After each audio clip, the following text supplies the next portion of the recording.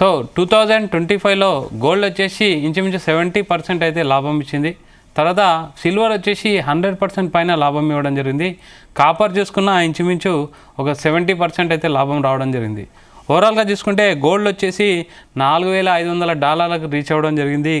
Silver వచ్చేసి $78 reach అవ్వడం జరిగింది. కాపర్ వచ్చేసి $12,400 అయితే రీచ్ అవ్వడం జరిగింది. ఓవరాల్గా కాపర్ ఎందుకు కంటిన్యూగా అలా పెరగడం జరుగుతుంది? సిల్వర్ అంటే ట్రెండింగ్లో ఉంది, అది సోలార్కి సంబంధించిన వాటిలో ఇండస్ట్రీలో ఎక్కువగా వాడుతున్నారు అనేసి బాగా ఎక్కువగా ట్రెండ్ అవ్వడం, మెసేజ్ ఓరియంటెడ్గా బాగా పెరగడం అనేది బాగా చూసాము. సో సిల్వర్కి అయితే బాగా ట్రెండ్ వచ్చింది. 120% కూడా ఒకనొక స్టేజ్లో లాభం ఇవ్వడం జరిగింది.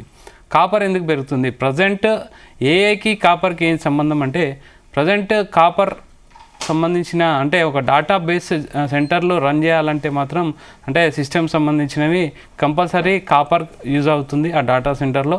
అలా కాకుండా ఏఐకి సంబంధించిన డేటా సెంటర్లు మెయింటైన్ చేయాలంటే high power data centres, high power servers అవసరం. దాన్ని కూల్ చేయాలన్నా, ఎలక్ట్రిసిటీని కంట్రోల్ చేయాలన్నా కాపర్ అయితే మస్ట్గా యూజ్ చేస్తున్నారు.